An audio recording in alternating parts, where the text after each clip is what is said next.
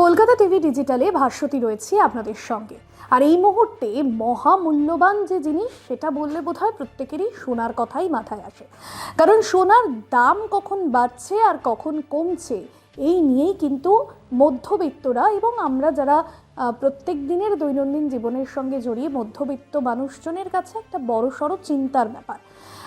কারণ সোনার দাম একটা সময় আমরা দেখেছি যেভাবে ঊর্ধ্বগতি হয়েছে, কার্যত মধ্যবিত্ত মানুষজনের কাছে সোনা আকাশ ছোঁয়া ছিল। এবং গত কয়েকদিন ধরে যে পরিসংখ্যানটা আপনাদের প্রত্যেকটা দিনের ভিডিওতে আপডেট দেওয়ার চেষ্টা করি, যে সোনার দাম কিন্তু ধীরে ধীরে কমছে। যদিও বলা যায় না যে সোনার দাম একেবারে কমে গেছে, আপনি এখনই দোকানে গিয়ে সোনা কিনতে পারবেন, তবে ধীরে ধীরে সোনার দাম কমছে।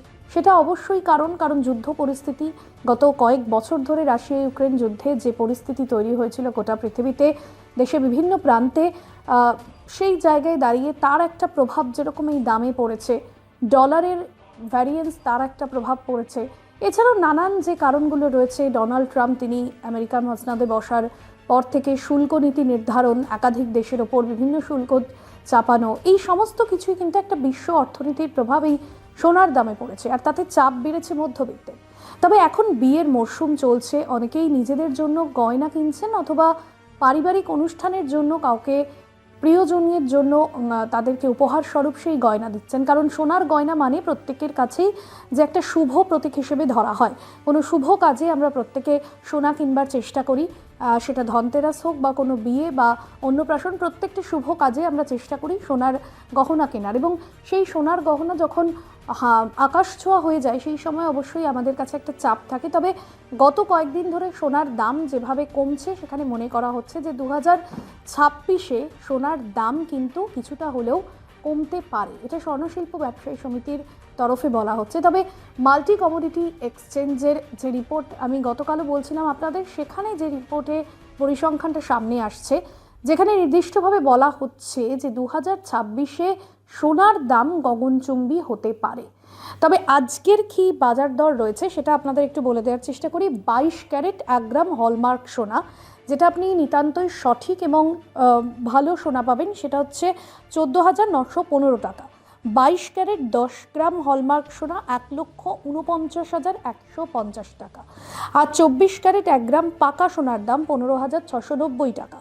24 ক্যারেট 10 গ্রাম সোনার দাম 1,56,900 টাকা।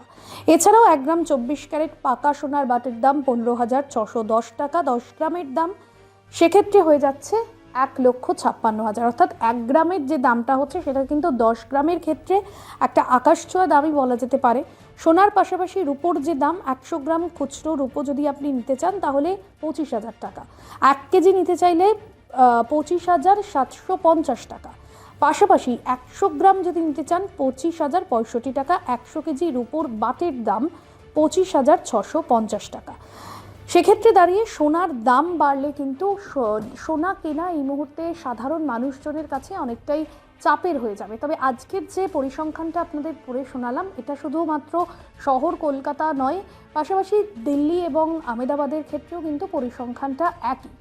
তবে সোনার দাম যেভাবে ধীরে ধীরে কমছে, সেখানে দাঁড়িয়ে একটা বিষয় বলাই যায় যে ধীরে ধীরে আপনি সোনা সঞ্চয় করতেই পারেন। কারণ সোনা এমন একটা বিষয়, শুধু গিফটের জন্য নয়, আপনি ভবিষ্যতে আপনার কোনো বড় উদ্দেশ্যে কিন্তু বিনিয়োগও করতে পারেন, কারণ দিনে দিনে সোনার দাম বাড়ছে।